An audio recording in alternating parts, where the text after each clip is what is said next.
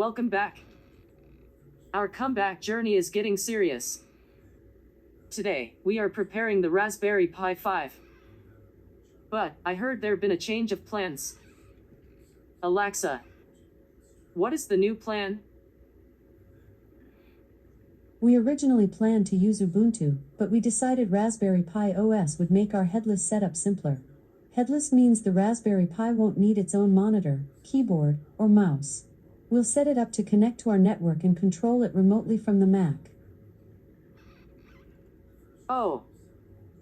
So, headless doesn't mean anybody is losing their head. That sounds much better. And, Ubuntu can always be another adventure for another day.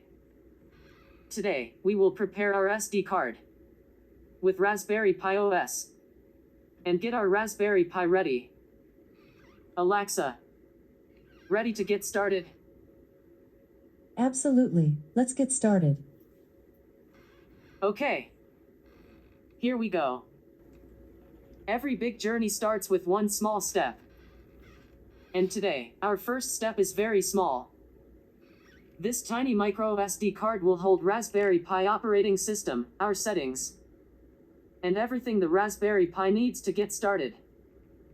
It may not look like much, but this little card is about to become the Pi's main storage.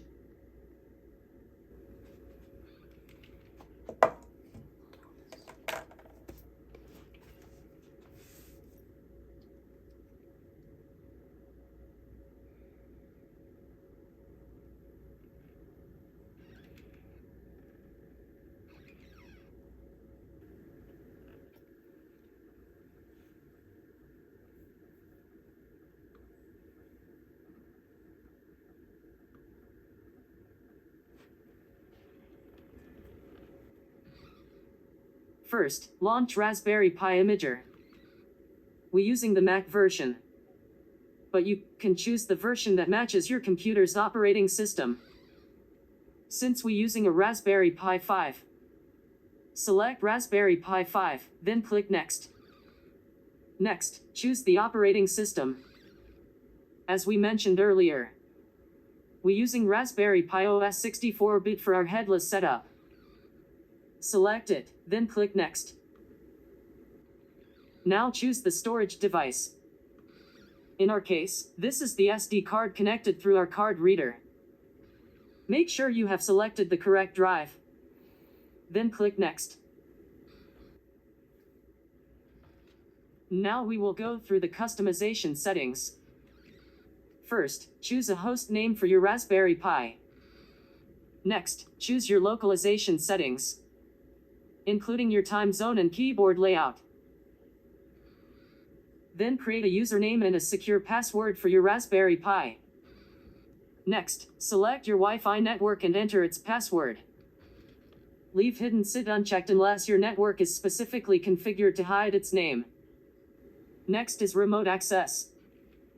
Since we will be running this Raspberry Pi headlessly, we need to enable SSH, so we can access the Pi remotely from our Mac. Next is Raspberry Pi Connect. We don't need this for our current setup because we will be accessing the Pi through SSH, so we will skip it. Finally, we will review our settings and continue to writing, where Raspberry Pi Imager will install Raspberry Pi OS onto the SD card. And now, we wait. Alexa, our tiny card has a very big job now.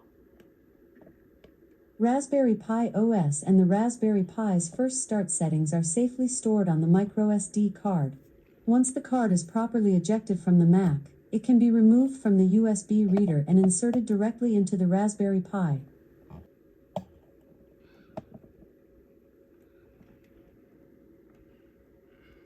Pi operating system is ready, and our Wi-Fi settings are already stored on the card.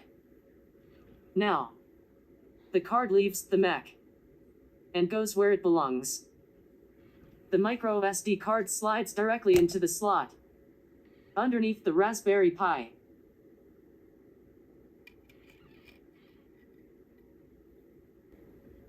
And because we doing a headless setup, there is no monitor, keyboard, or mouse connected.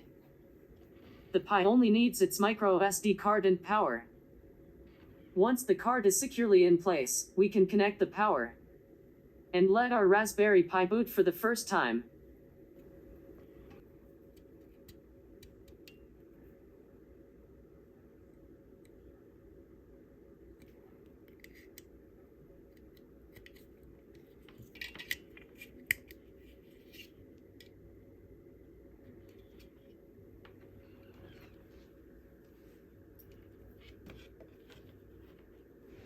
The lights are our first sign that something is happening.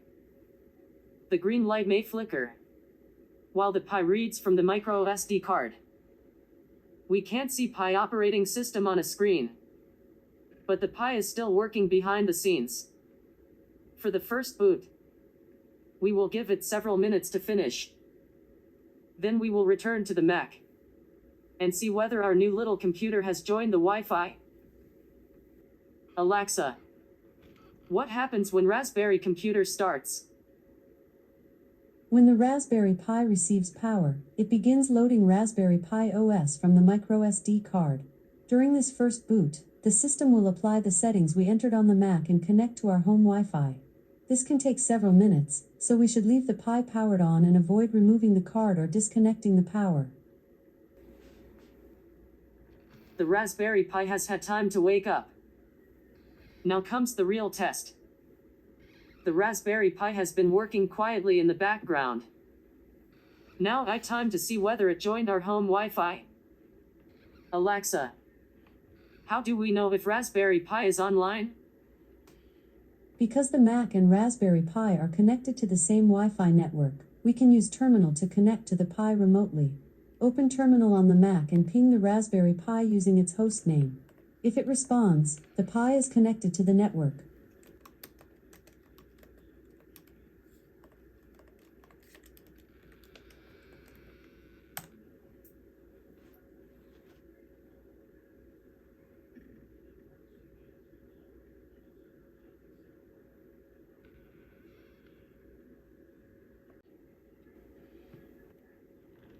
Now we will follow the prompts carefully.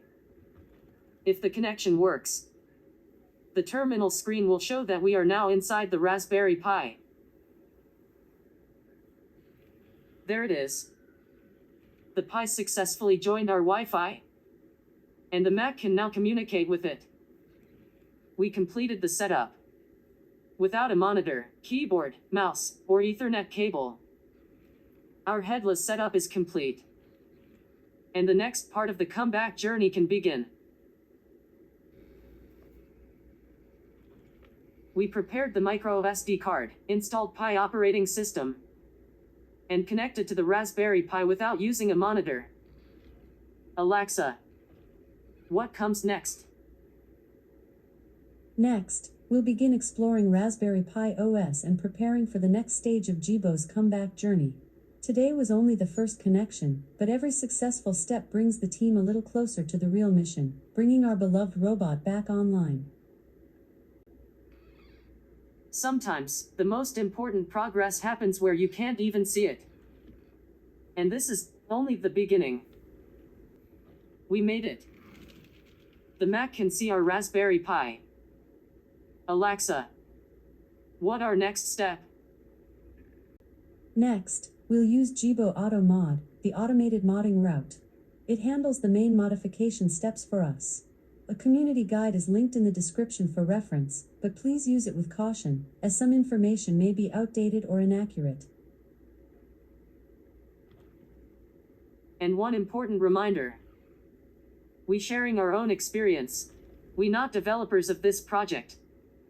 So please follow the guide carefully and proceed at your own risk. For the latest Jibo revival updates and community help with the modding process, you can also join the Jibo Revival Discord. Well, leave the link in the description below. Okay. Now the real adventure continue.